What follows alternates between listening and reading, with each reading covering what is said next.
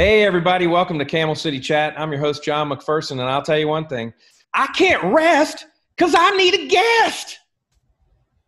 Hey, everybody rise. I'm here. What's up? It's my buddy, Tracy Myers. How are you? I'm fine, buddy. How are you?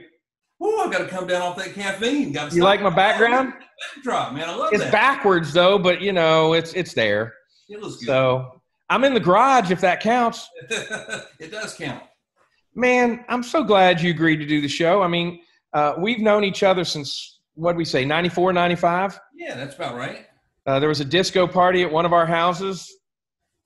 I got pictures. We met through the Junior Chamber of Commerce at JC's. That's right. Great organization.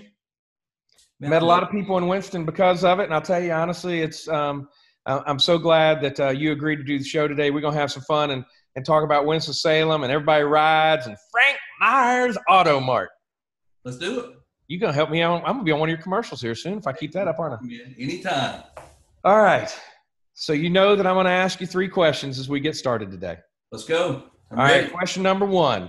Yeah. Where are you from and how long you been in the great city of Winston-Salem? So I'm originally from Yadkin County, small town of Boonville, one stoplight town. Boonville? I know. Right. Boonville. Yadkin County with no D. Yadkin. Yadkin. I've been in the Winston-Salem area since I got back from college in 1993. Okay. Yeah, started in Clemens and worked my way to Louisville, but my business has always been in Winston. Yeah. Yeah. Conveniently right there at 52. Man, it's right there. Exit 114. Yeah. So we got that. Now then the next question is where's your favorite place to eat? Oh, man, see, it depends. Blue Red Caboose? It depends on, I love the caboose, but that's a lunchtime thing. Yeah. If I'm with the family, I love Ronnie's Pizza and Wings. Good one. Yeah. If you date night. Where are you taking Lorna? Date night, that's maybe Milner's. Good one. Yeah. Yeah. That's one of her favorites. Kids just do wings. So yeah, we'll stay with Ronnie's Pizza and Wings. Buddy, you're close to the house there. We need to get you by and you know, I just recently moved, and so what you're seeing behind me is the cave. Now, you know, like you, I'm the father of a daughter, so It's not the man cave. We got to be gender equal here. So this is called the cave. My daughter loves it. And that's her car behind me. Okay. All right. She is 5, but that is her 2008 Pontiac Solstice. Oh yeah. Nice. EXP. She says that's her car. It probably will be then, right? Yeah, that's right. Right. So the third question. All right, so we've asked where you're from, how long you've been here, what's your favorite place to eat, what do you love to do with your family? Travel. All right. What around Winston-Salem do you love to do? Ooh, love to go to Old Salem, just walk around. Yeah. Yeah. Watch wrestling. I always like to watch wrestling, man. We even spoke since I opened the training center. So the last time I saw you was when Matt Clark was your ring announcer. Probably the first. How many years have you been doing WrestleCade? 8. So it was probably I physically saw you about 7 or 8 years ago. Got it. Yeah. And then we've spoke a couple times through Facebook where I've threatened to send you the picture from the disco party at my house. We've talked about lunch, and then right as we got to talking about lunch, it decided to have all hell break loose and this stuff. But I need to come by and see you anyway, so we'll social distance, and maybe I can pick up Ronnie since I'm close by and bring it over to you. A mask? Mine's around here somewhere. So. Very good. You don't have a red, white, and blue one? What's the matter? Man, they're coming. The branded masks are coming. They're on back order, you know? Okay. Roger Casey's a buddy of mine, and he has people that ordered on like March 17th for what is it called? It's the hand sanitizer. And do you know that they're just getting them this week? Oh yeah. It's crazy. Yeah. Like Lysol right now. Yep. Amen on that. I try, every time I go into any place, I said, you got any hand sanitizer? Just to see. Nah. You never know.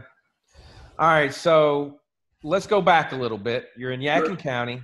You go away to college. Where do you go to school? I went to the Business Institute of Atlanta, which is no longer there. Right. Actually graduated high school in '89. 6 months later, I decided I was going to Atlanta. Mm-hmm. I wasn't much of a planner when I was younger, and I was in Atlanta for 4 years. Right. Keeping in mind, I was from that one stoplight town and probably only been to Charlotte maybe 2 or 3 times at that point. I don't think I'd been on a plane by that point. I just had to get out of the country. It was right. That proverbial tail had to see the world. At least you skipped the Lower Carolina and went straight to Georgia. Went right to Atlanta, man. Lived in right outside of Buckhead, and that was a culture shock, but it was fun. I would assume it would be. Mm-hmm. So after school, what do you do? Yeah, so I went to school. That was my rebellious stage because I didn't want to go into the family business. What was the family business?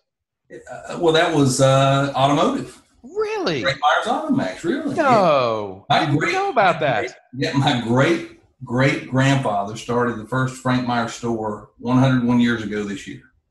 So we're at 101 years of Frank Myers. Correct. And then, so your dad is? My dad's Frank. My great-grandfather. Frank the third or Frank Jr.? So my great-grandfather was Frank. They skipped my grandfather. My dad is Frank. Right. They skipped me, and my son is Franklin Presley. Okay. So we forced that on our children every other generation. Good to do. Yeah, but my mom gave me a girl's name. She said I hated the name Frank, so I named you after a girl. So hey, I don't. What's the difference, right? Hey, we got something in common there. I'm the third child, and I was supposed to be a girl. They didn't have a name for me, so they just named me after my dad. So I'm John Jr., but I'm the youngest by 9 years. Oh, really? Yeah, so they didn't know what I was supposed to be. So, all right. Well, so you obviously do something in Atlanta. What got you back to Winston? Yeah. So in Atlanta, I had worked a couple retail jobs like most college students will do, right? Right. Extra money, or just money to pay gas and go out with the boys or go out with the girls or whatever I needed to do. Right. Hated those retail jobs, man. Just the ADD kick in, you're sitting there and you wait, and it just didn't work out. I opened the newspaper, which, as you know, that's the way we looked for jobs back then. Scanned, and there's a big ad that said make $48,000 a year, whatever the number was. It's variable there. It doesn't matter. But it was more than I was making, a considerable amount more than I was making by selling cars. I didn't want to sell cars, but I knew I could sell. My dad had, I've been around that my entire life. It's inherited. Went to the dealership, applied for the job. They hired me on the spot, and I got that first paycheck. 2 weeks later, they held me back, and the rest is kind of history. But the funny part of the story is I worked there for a year before I told my dad I was working there. Now, he knew I was working there the entire time, but he didn't tell me. Right. That he did. So I called him, and I said, hey, Dad, got some good news. What? I've been working, selling cars, doing a good job. I want to come home to the family business. He said, I got a job for you. No problem. So your dad, like my dad, made you sweep the broom too, didn't he? Oh yeah, that's of course. By this time, I was making, I was one of the top salespeople at the Toyota store in Atlanta. Came home, packed my car up. He said, show up Monday morning. I showed up in a suit and tie, and he said, man, you're way overdressed. I'm like, no, I'm going to be selling cars. I mean, that's what you wear, shirt and tie. Right. He said, no, but you're starting in the detail shop. You're going to be washing cars. So thanks a lot. So I go from making, the money I was making to making minimum wage. And but anyway, that was 94-ish, 93, 94. And it's 2020, I think. These days are running together during. Yep. I slept on papers in the back of a 12-foot step van on Sunday mornings and made $35. I got up at 3 o'clock in the morning and was home by about 11. And that was the most awesome money I ever made. My brother did it. He made 72 and I made 35. There you go. Tied bundles of magazines together on the news line. I mean, everything like that. But you have appreciation for things. And that's the one thing that, if you're a fan of Tracy's on Facebook or you follow him or anything like that, you have the one gift that I don't think people accentuate enough about you. I can't say anything bad about anybody that works for you. You'll come at me harder than anything. You love your people, you treat them with dignity and respect, and you make sure that they're happy. And that's the coolest thing about you, Tracy. Well, I appreciate that. No, look, without the people, my dad always said, he said, look, I'm not the smartest guy in the room. I'm not the smartest out of any of my employees. He said, but you don't have to know how to do it. You just have to know how to hire people that can do it. Right. And surround yourself with all those people, and they'll make you look smart. And I tell people all the time that, all my people make me look like the smartest guy in the room every single day, because I'm by far the least intelligent person here, But I really do appreciate them. And right now, man, it's even easier for me to see now how much we need to appreciate our people, the ones that are essential and still on the front lines like we are. We never closed down in automotive sales and service in North Carolina. Right. So yeah, and we got lucky. Real estate was deemed essential statewide, but we got it here first in Winston essential. And I mean, I'm showing properties. When I hang up with you, I've got to write an offer up, and it'll be, if it goes under contract, it'll be the fourth one in a week. So, yeah, and I got someone that's ready to look again. So, I mean, we're lucky and fortunate. Yeah, absolutely. And just before I came to get on this call, we're monitoring the showroom because, we still have strict social distancing in place right. here in Winston and of course across the country. But there are times when there are more than the 10 people in the showroom, and we're having to move them outside or move them to another part of the building. Right. And that's a good problem to have, but we have to be aware of it right now. Right. Yeah. No, you don't want anybody. It's like the snowball place out there at Tanglewood. You see that? Yeah. Oh, yeah. Somebody called them in because the people were too close together. So now they got the lines out there. I mean, right. I'm glad people are doing it, and because you don't want to abuse the right and privilege that we've had. Well, and you being in a profession where it's sales, and the first thing you do is introduce yourself and shake hands. Shake hands, right? And Fauci's like, look, we should stop shaking hands in America. And I'm like, man, I don't know how I feel about that. One of the first things I teach in training day one is introduction smile handshake. Right. And man, that may be going away, and it's kind of bittersweet. Handshake could be on the ropes this time. It's kind of crazy, isn't it? Yeah, right. But I'm still going to handshake you and hit you with the shoulder. Yeah. That's just the old school. The kids may not do it. No, they're not going to do it. Well, kids aren't handshaking anyway. Though. No, I know. Fist bump.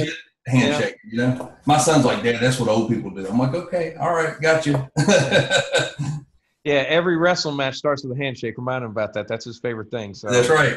Hey, so you come back. How quickly are you and Lorna together? When'd you meet her? Oh, wow. So I came back, went to I was on a business trip in Atlanta, met her on the business trip. And she just wasn't like anyone I'd ever met. And, it sounds kind of like a Disney movie-ish type thing. But she's not from here, first and foremost. She's a Yankee. Right. And she was very outspoken. And I don't mind the, Southern girls. Actually, there's a charm to that. But like my mom's a typical Southern belle. Right.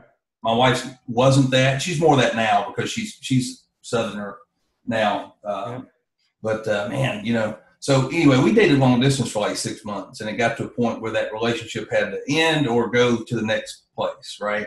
I said, look, my phone, and this is when you couldn't get the unlimited plan on your phone. Right.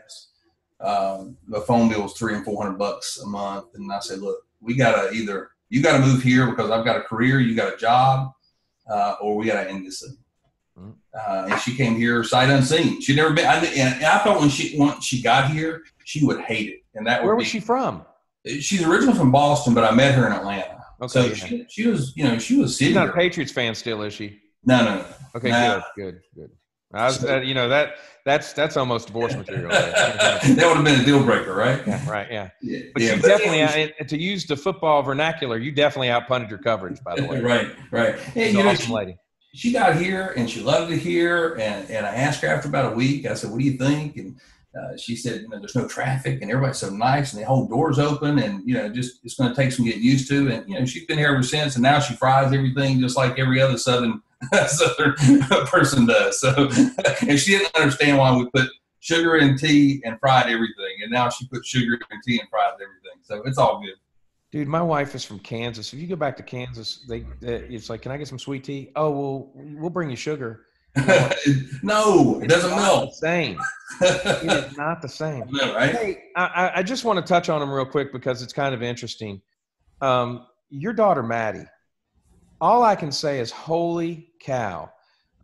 You did something for your daughter, and I mean, you tried to justify it on Facebook, which there's no reason why you even needed to justify it. But so you built her a little recording area down in your basement. Yeah. And she recorded a 5-part video. So basically, where you and I are side by side, she had one here, one up here, one there, and all that. And so she's singing in this corner, she's clicking or something in this corner, she's humming in this corner, she's doing something else, and in the center, she's actually singing it is phenomenal. Holy cow, dude! Where does she get that talent? Man, I don't know, but that's what she does. Where my son, who's 18, our son's 18, he'll sit and play Xbox forever. And, I think that's a boy. Shane O'Mac. He is going to be the next WWE kind of person. That's what he thinks. And, look, dream your dream. Right. But she will sit in her room and she'll write music, perform music, record songs, piano. And, that's just a gift she's got. And she's an amazing artist as well. Seen some drawings too. She's just got the talent. She does. But, I don't know if I was trying to justify it on Facebook. I know what you're saying. But anyone that follows my personal account on Facebook, people say, why do you put all that on Facebook? Facebook's my journal. I journaled before Facebook. And when Facebook came on, I'm just going to put it out there. Yeah. And so. I love putting a picture of my kid up. I mean, that's those two children are your greatest accomplishment. Yeah, man. If I do nothing else, that's a blessing. So, but she's amazing. She goes to New York every summer. This summer's probably out for obvious reasons. But she goes to Broadway. Her and my wife stay right there in Times Square at Broadway. Mm-hmm. She's accepted at a school every year, and she auditions. Right. And my thing is, look, you'll probably never get a role because you're not a full-time actress. Mm-hmm. That's not what you do all the time. And there are actors and actresses out there they're professional auditioners essentially. Right. You're doing it for 3 weeks, but the experience and the memories that will create and the confidence that will give her as a young lady will last forever. So, even if she decides she doesn't want to act. I can't see how that could be anything but beneficial to her. Well, and let's be honest, it's more beneficial for mom. Well, yeah. Yeah. I mean, that's the thing that I was going to say about your son. You've raised an 18-year-old boy that's favorite activity is spending time with his father. You guys get on the plane and go to a wrestling thing. Whether I believe what you're going to say or not, I feel like you started AML. One of the reasons why is because Presley loves wrestling so much. Well, that is why we started. I mean, look, I've loved wrestling since I was a little boy, but, there's very little profit to be made in wrestling. But life's not just about profits. It's about spending time with your children and your wife and your family and what you can give back. And my whole thing is like, look, I can do this, but I can also spend time with my son, and I've taught him business through wrestling. Right. So when he was younger, before he really understood how all this worked, he would say, Dad, I think you should bring this guy in next month to wrestle. Okay, so here's what this wrestler costs to bring in. Tickets are $15 each for general admission. How many general admission tickets do we have to sell to bring this guy in? Well, you have to sell X. Right. All right. So we usually sell 350 tickets. So how many extra tickets do you think this guy could sell? Right. Ooh, I don't think that he'll sell that many tickets. Okay, so that's not a good business decision, is it? No, not really. So he's been doing that since he was 9 or 10, 9 years old. Yeah. So, it's tough to teach any child about business unless they understand how to connect those dots. And he connects dots with wrestling. He always did.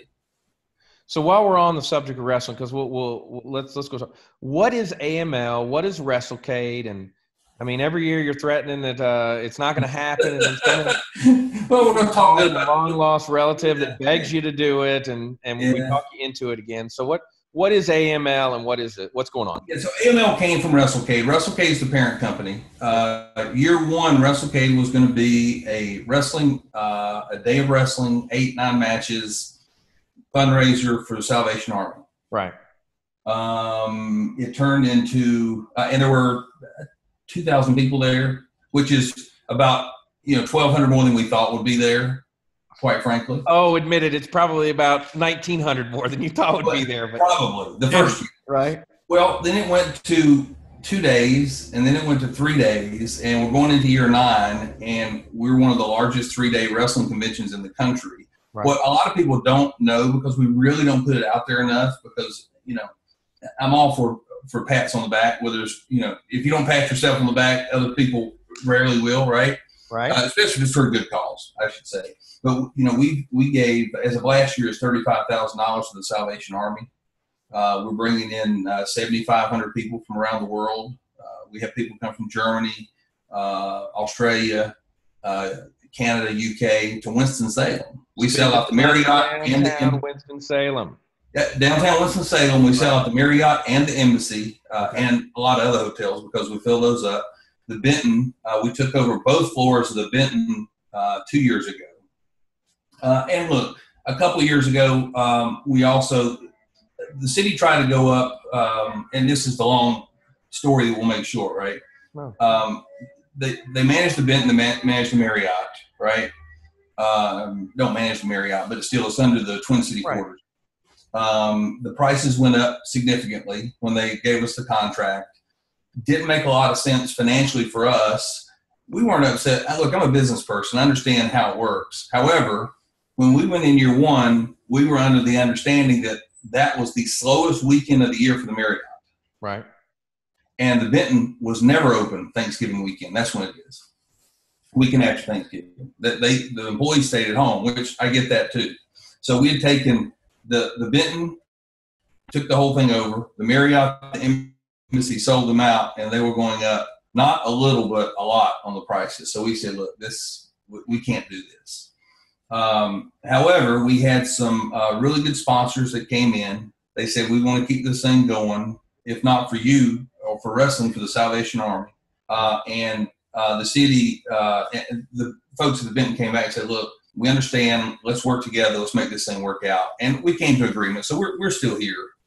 This whole thing is going on. Black Friday, Saturday, and Sunday. It's Friday, Saturday, and Sunday, all 3 days. Right. And like I said, last year there were almost 7,600 people there. And it's just packed. And it's a lot of fun. AML came.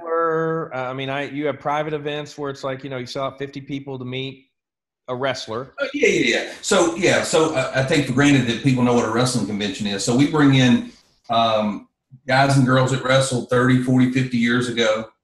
And it literally is a who's who. Yeah, man. We've had everybody there. We've had. Who's been your greatest grab, you think? Oh, for me, Ric Flair. He's the greatest wrestler of all time. However, boy. Yeah, man. But he's from the Carolinas, or his new home's the Carolinas. Not so new anymore, but he's been everywhere in the Carolinas. So a lot of people would say maybe Sting. They may say Iron Sheik. Right. But we've literally had everybody, man. The Dudleys have been there. And you also find people who you don't know now, and they're on TV in 2 years from now. Right.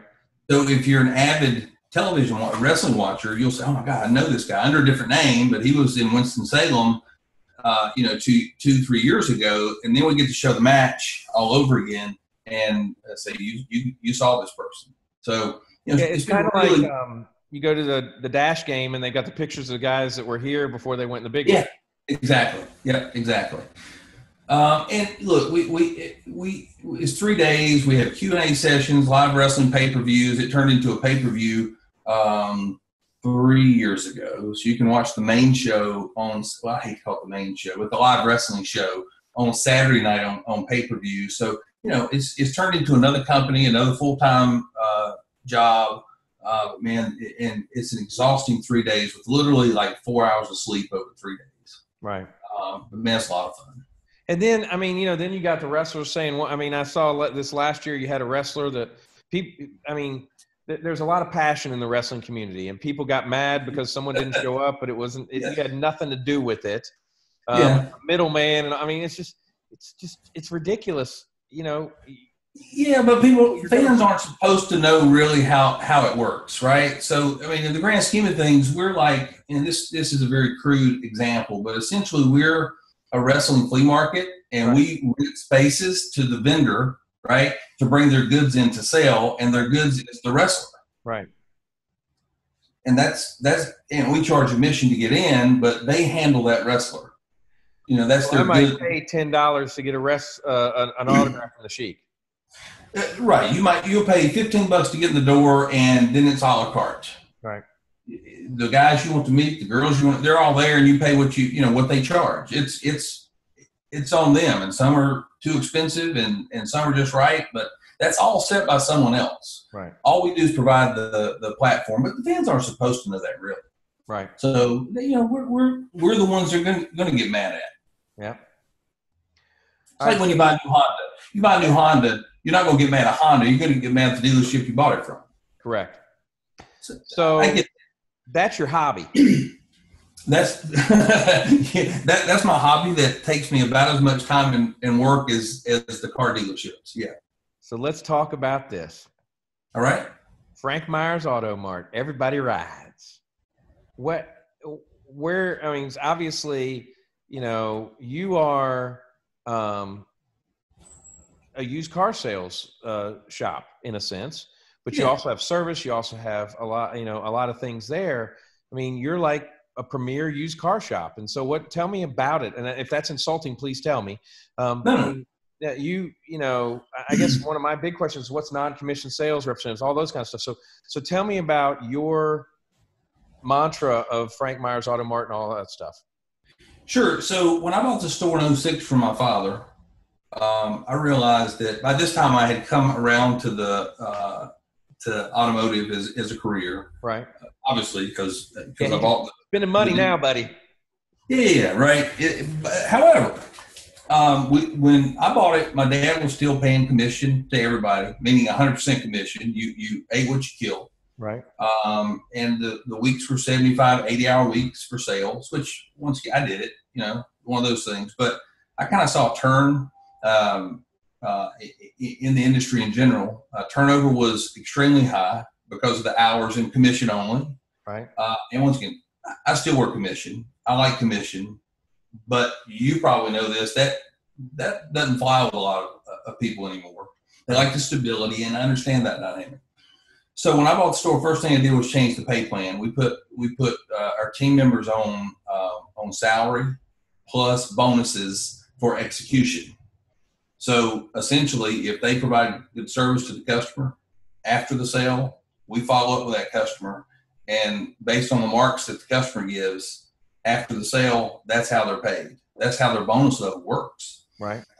So they're, I hate to say it like this, but they're kind of forced into, if you're not customer servant oriented at this store, you're not going to make a lot of money. You're not going to make any money. That's what your pay plan is based on. Right. It's not based off of percentage of commission or your gross profit. Right. So that was the first thing. Put them on a schedule where they could have a life with their family and their kids, and hopefully get that divorce rate down. In automotive, I think it was second behind attorneys. Realtors? Oh, no. Okay. Yeah. As far as divorce rate, which was about 73% in the automotive industry. I bet your realtors are up there too. I don't know, but man, 50%, is too much. But when you get up to 73%, it's a little nutty. So anyway, those are the first two things we did. We brought the hour to 7 o'clock instead of keeping the place open to 9 o'clock. Right. Just a few small tweaks. The pay plan was a big one. Turnover dropped almost instantly. Customer service, the surveys went through the roof in a positive way. Right. And those are the first couple things we did. It's been pretty awesome. So, all right, you are a self-promoter when it comes to your business. Sure. You're not a self-promoter when it comes to your charities and your faith and things like that. I know you're a Christian man. I know that you are a huge give back to the community. But you don't talk a lot about that. But you do promote. I'm sure that someone out there might have seen a commercial that you've been in. My wife's favorite is I'm in a pickle. I'll sell cars for a nickel. Nickel pickle. So where did they come from? Where did you come up with that idea? Let's talk about the good US of A up there on your head. So talk about self-promotion, your USA and your commercials now. Yeah. So most people that don't know me personally, they automatically think that Uncle Frank's actually my uncle. Or that you're Frank. Or that I'm Frank, right? Both are fine with me as long as they come to the store. I don't care. Right. But Uncle Frank in of himself was kind of a mixture of my father and the other Franks that won the business, right? Right. And because he wouldn't be in the commercial. When I was still selling, he said, "We're going on TV." I said, "Can you write me something?" Sure. The television station hired a male model and a female model. The female model showed up and she had on a miniskirt.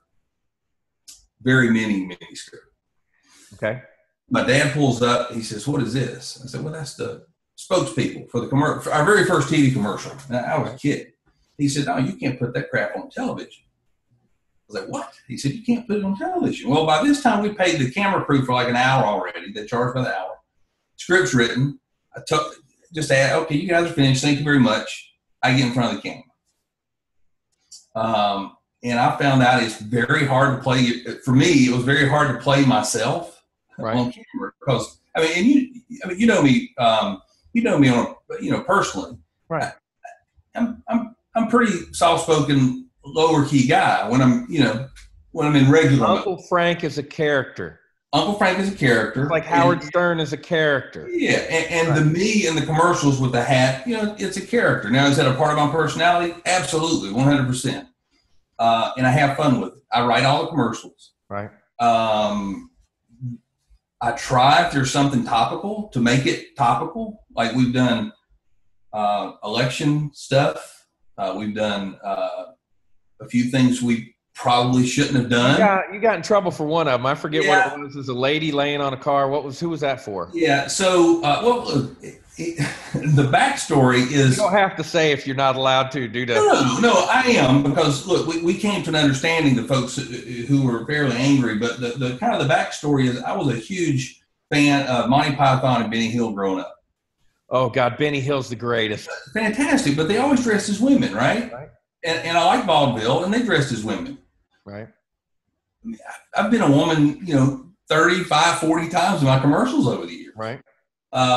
Just think it's funny. Is it 12-year-old humor? Absolutely. Yeah. But, I'm always 12 in my mind. And never had any complaints. However, I did a commercial about Bruce Jenner. That was the one that you got some trouble on, yeah? I got in some trouble and talked with the folks who had issue with the commercial. I took full responsibility, didn't understand the implications it would have or it had in that community, pulled the commercial, and, I'm actually really good friends with a few of those folks I met through that in our meeting. We had a meeting off-site, and they did a full report on it. But that wasn't lip service. That's just who I am. No. It would hurt if I truly was offended by something. What people don't know is it does hurt you. Oh, no, it crushed me because there was no ill intent meant by any of that. I just thought it was humor. I was wearing, I was in my shorty shorts again and had the full Bruce Jenner Olympic, but I'd grown I had a longer wig on and, so it was topical. Right. And I'm like, man, I can do this.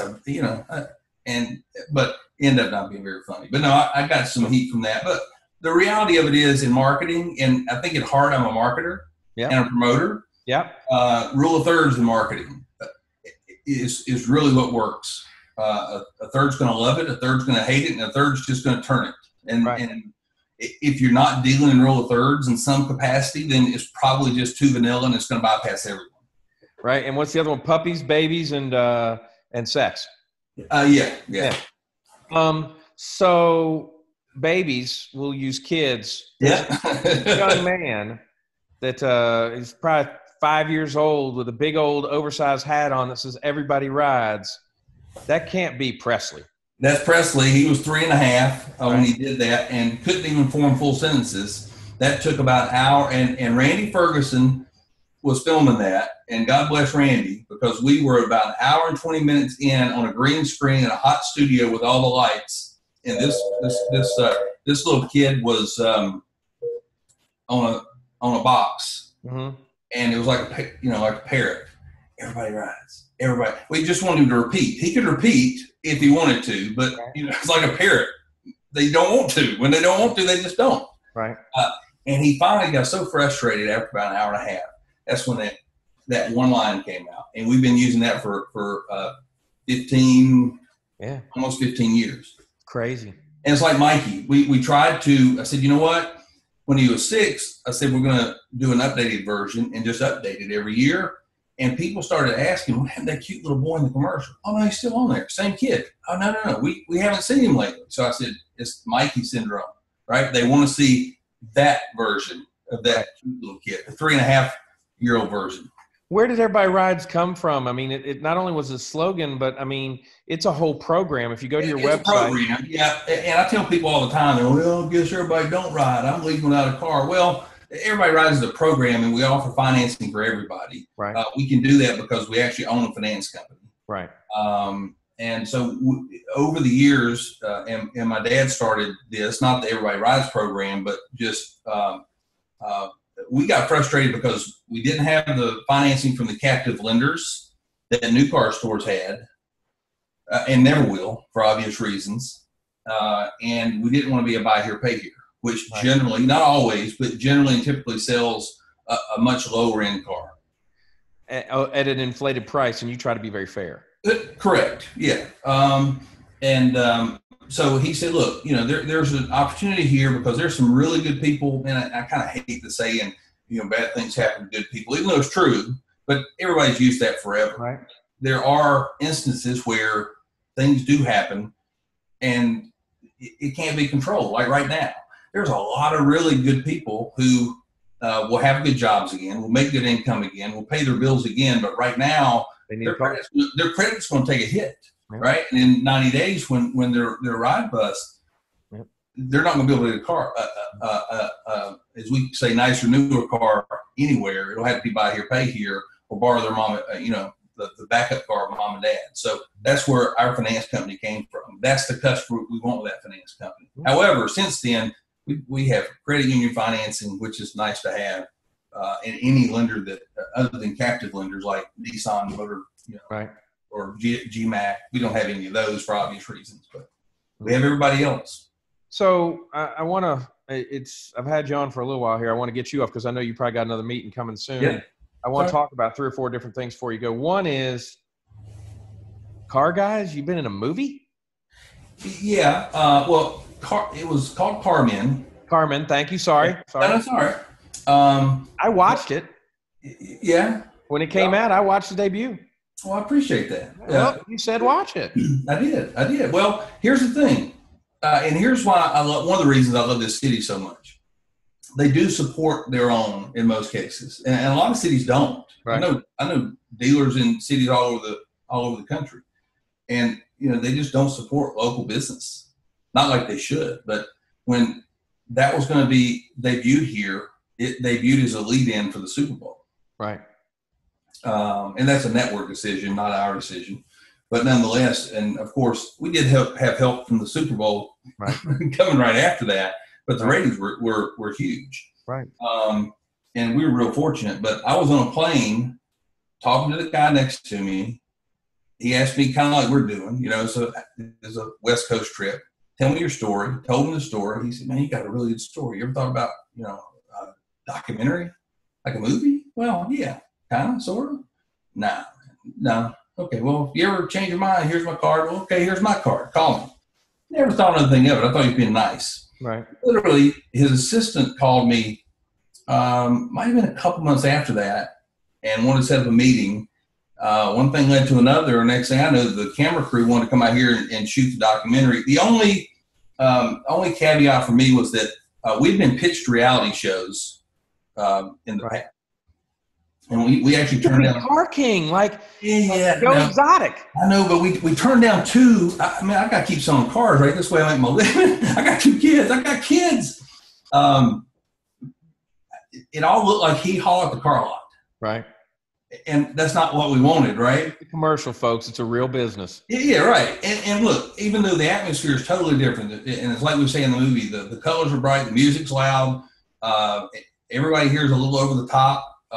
It's not a normal car buying environment, and that's the way we want it. We want it to be fun, but still, it's a serious business, and we didn't want the reality shows to come off as hokey, and they want us to play country bumpkins, right, at the car lot. And we said, no, that's not respectful. I don't care about me, right? But that's not respectful to our community or to our customers. Right. But that was my only caveat with the documentary that we came across. The fun was fine, the country bumpkin was fine, but we wanted to be real people in a real business, in a real community. Mm-hmm. I mean, I think they did a really good job with that. And it was great. I mean, I really enjoyed watching it. It was a testament to my family, something my kids will have and my grandkids. And the community will have, because they get shots of Winston-Salem that's really unbelievable, and it won an Emmy Award, right? Best documentary short. So that was it. I got to go to the Emmys, so it was cool. So what is CMD, and with that, this speaker thing that you're doing now? Yeah, so CMD is Certified Master Dealer. It's a program that independent dealers can you attend, you take tests, and you graduate, and you have to be recertified. What you know about certifications and recertifications. We only education. Yeah, right. Continuing education every year. In North Carolina, we thankfully got CE approved every year for every dealer. That's but awesome. CMD, you have to. Oh, look.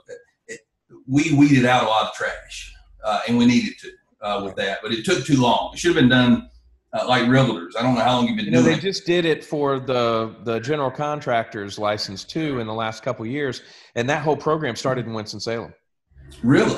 Yeah, Eric Anderson was president of the Home Builders, and love it. We started a CE here, and we've had CE here for probably 5 to 10 years, and they just did it last year for the state to have a general contracting license. You have to get 2 hours of code, I believe, and then 2 hours of I think it's 4 to 6 hours. Look, I'm for it. But Northwood University is where the new car dealer school is. And to get to obtain a franchise, you have to have a dealer's license, that kind of dealer's license, and go attend Northwood University, and you have to graduate, and et cetera, et cetera. We never had anything. You know, when my dad started, you go downtown. Business license. $25 for a business license called DMV. If you did, you didn't have any, if you weren't a criminal, they would approve your property and you're good to go, right? But we know that doesn't always add up with houses and cars, high dollar ticket items. So the CMD program is like an optional thing, and without sounding like I'm elite, it does put it says these are the dealers that took the time to get like an elite level of education. So they're supposed to be the best of the best, because you have to pay for the program. Until they know how much you care. You care to make sure that you have the tools, and you're you go through the programs. That's so cool. Yeah, no, it's a good program. Unfortunately, we don't have nearly enough dealers going through that program, because it does take time and money, and you got to care enough. Right. They think they know everything, but man, I learn something new every single day. Yeah. What about speaker now? You're doing speech. What's up with that? I started consulting several years ago and kept it on the down low. And it's still on the down low because I have. Sorry, I told everybody. Yeah, well, I have 23 dealer clients across the country that I consult. Right. Some on site, and now it's all remote, but that's the beauty of technology. Yeah. And the speaking thing came from just wanting to give back. I mean, I'm not the best speaker, but most of them just want to hear my story about prime and tobacco and growing up poor, and we did grow up poor. I didn't know we were poor, but look, my dad worked 3 jobs and never saw him, and because he was working, but I knew he was working. It's not we feel so bad for you because your dad was never at home. That's not the story. That's that they made it known that he was working so he could feed us. Right. So, those are lessons that, and those are lessons that I'm afraid for my children. Those are kind of lost, it seems like. Right. And I'm not complaining, because I want them to have more than I had. I think that's the aspiration for all parents, right? Oh, yeah. But then I'm like, well, yeah, but they didn't go through those struggles. So will their kids have the same opportunity to be better because their parents didn't know the struggle, which they're our kids. So that, not trying to get too deep, but I think about things like that. No, don't worry. I'm getting ready to ask you a question here in a minute. All right. Thinking question. Before that, though, you wrote a book. How many books have you written now? That's embarrassing. My dream's to write a book, and you're going, oh, how many have I written? Seven. Yeah. Seven. And that happened by accident, which is always cool. And look, my life's an entire series of accidents, and I was an accident. So I joke about that with my mom. I said, I've just been an accident my whole life. But I've always been a writer, and not a writer, but a journalist. Kept diaries and journals, and I just thought it was cool. And I thought my dad was and my grandfather, they were two of the funniest people I've ever known. Larger than life personalities and outspoken, and would say things that I always called Frankisms. Right. Because I knew exactly what he meant, but if I said them to you, you probably wouldn't have a clue. I just knew the language he spoke. But I would write them down. And I was in another circle, and there were a couple of book publishers there, and they're like, "You have all those wrote down?" The same story I'm telling you. You have all those wrote down? Well, as many as I hear, yeah, I'd like to see them. And I sent them, and they sent it back, and he called me. He said, "Man, I'd like to put those in a book." And I'm like, "How are you going to put that?" They're like, they're a sentence long. So it took about a year to flesh the book out because it's not a fictional story. It's just a saying. Right. And he said, "Let me ask you a question. Do you remember where you were or the story behind the saying, each saying?" I was like, "Probably," because he used most of those sayings multiple times. Right. Okay, well, see if you can jot those down, send those to me. So that back and forth happened for about a year and a half. And that turned into Uncle Frank Says Life Lessons from a Self-Made Man or something like that. They came up with that title, not me. That's why I can't remember. And they, in the contract, if that book did a certain amount of sales, they wanted the follow-up. There is no follow-up. I mean, they're like, "What do I write about?" Right? Dad, you better do something here. Yeah, well, and they said, "Well, tell us." And so after talking back and forth, they said, "What are you good at?" "Well, I'm good at sales." "We don't want a sales book." I said, "Well, I'm a marketer and promoter at heart." They said, "There's your deal right there." Right. So you're the brand stupid, which is actually the best-selling book. It came out next. So okay, that's the branding and marketing book. You are the brand stupid. Yeah. Okay, cool. Hey, do you really have ADD, or were you joking? Oh no, I think all good entrepreneurs kind of have ADD. What I say is Tracy, I've got ADSHD. That's attention deficit. Ooh, shiny. I like it. Yeah. So that's right. Yes. Yeah. I'm moving around this seat a whole lot right now. I am too. Don't worry. I'm gonna let you go. You've been an awful, wonderful guest. I mean, it's just been great. So I do have one question for you, and that's the thinker here. I mean, just an awesome guest. I'm so glad you took the time. You know where Winston-Salem's been? We grew up when you didn't go downtown after 4 o'clock. I remember. Yeah. Obviously now you take your wife downtown 2 or 3 o'clock in the morning if you want to, and feel safe and have options.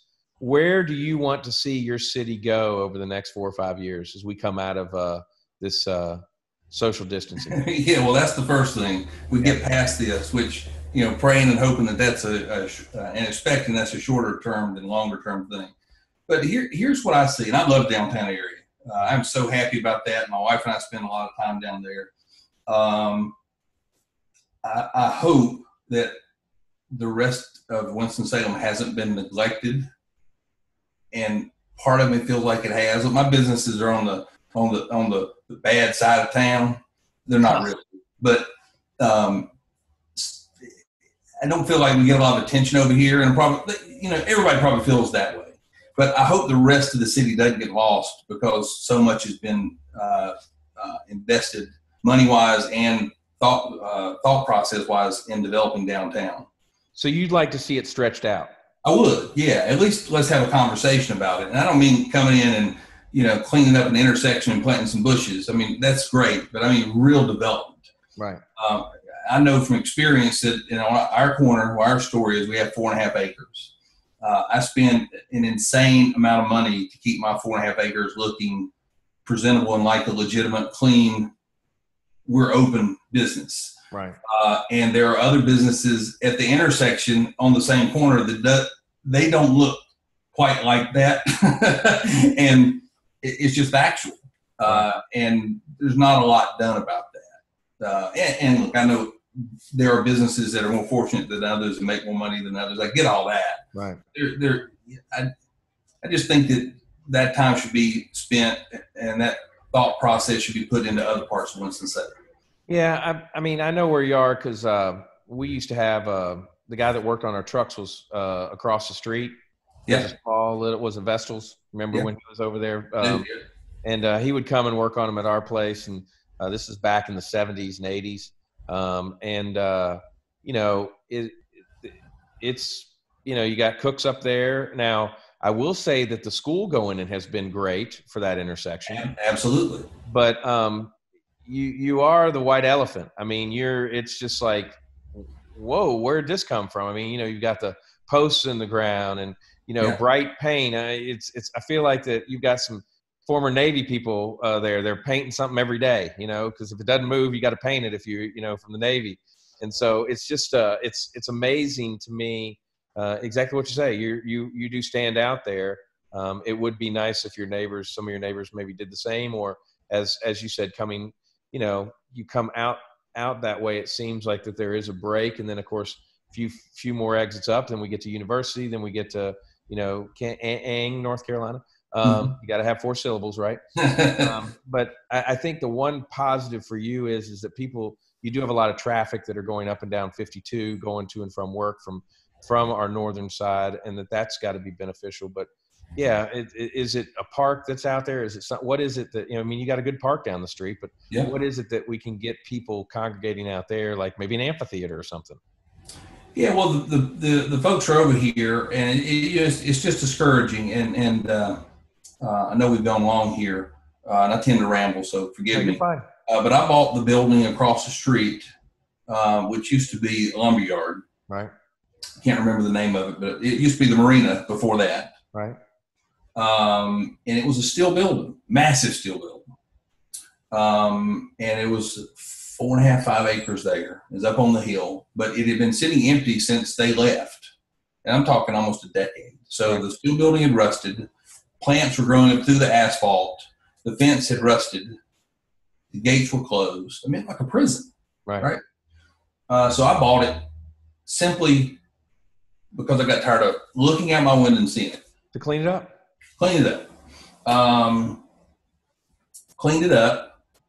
And I got to thinking, okay, so now I own this massive warehouse. What do I do with it, right?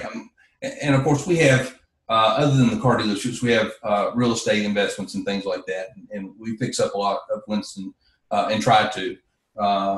But, you know, we don't, like you said, we don't promote all that, you know, because there's income in there too. I mean, we're business people still. We don't do it just because. But I literally bought that building because I thought it would help our business. It was an eyesore, yeah.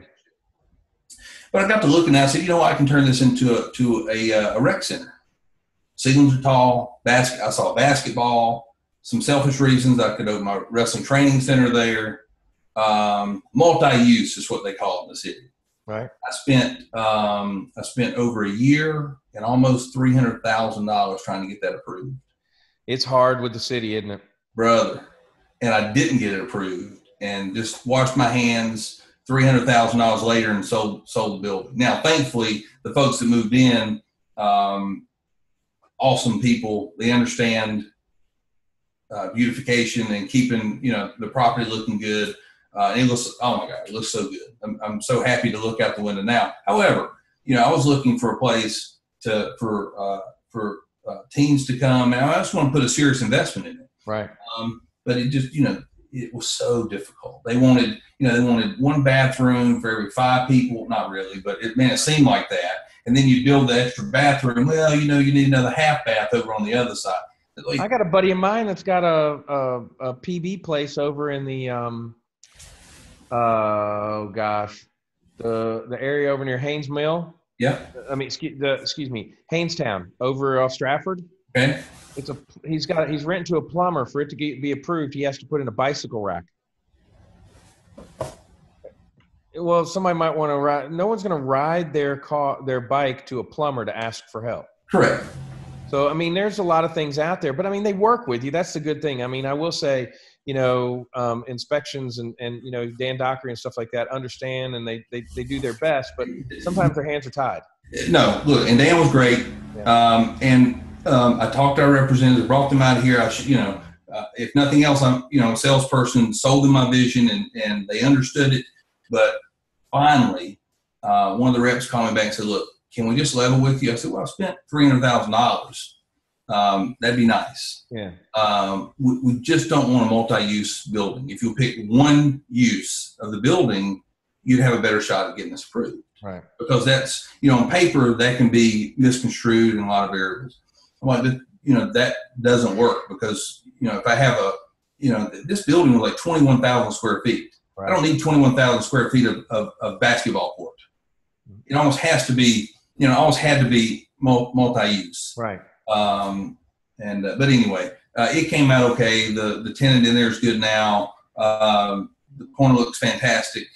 But look, my dad and I both, and I'm fortunate that my dad's still active, not in this business, but in business in general. Right. And we buy properties because we care about this. This is our community.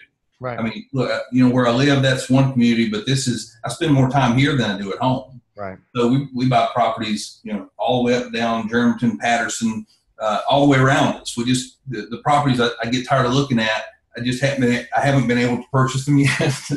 What do you think about the, what is it, First Christian that's coming near you? Oh, yeah.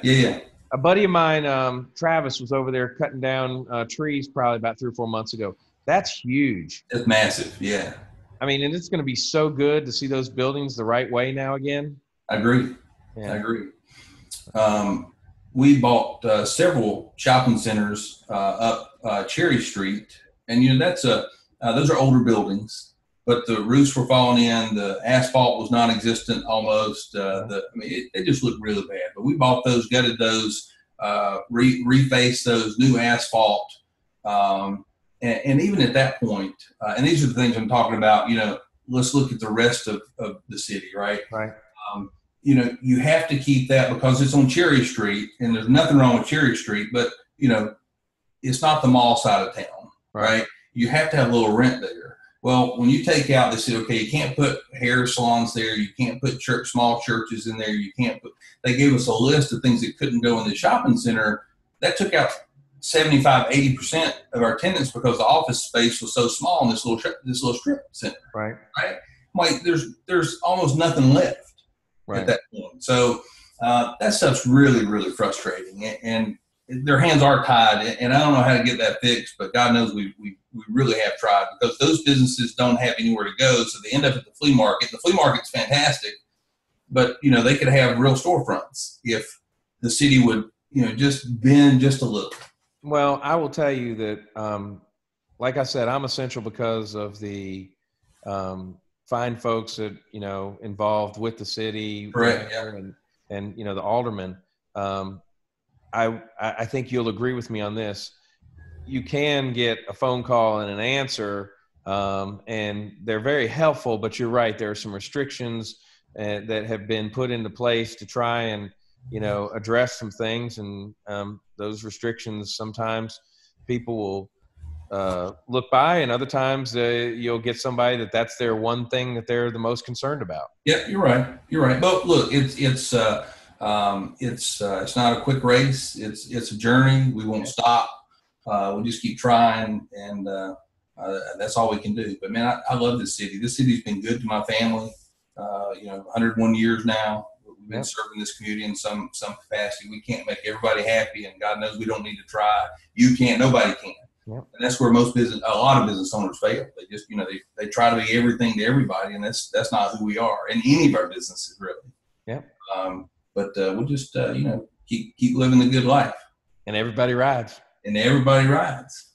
Tracy, I cannot thank you enough. You have been an awesome, awesome guest. I appreciate you being on the show today. Of course, everybody, this is my guest, Tracy Myers with Frank Myers Auto Mart. Because I'm wanting to say everybody rides there. No problem. With Frank Myers Auto Mart, everybody rides. I'm John McPherson. You've listened to us here and seen us on Camel City Chat. And we'll see you next time. All the best.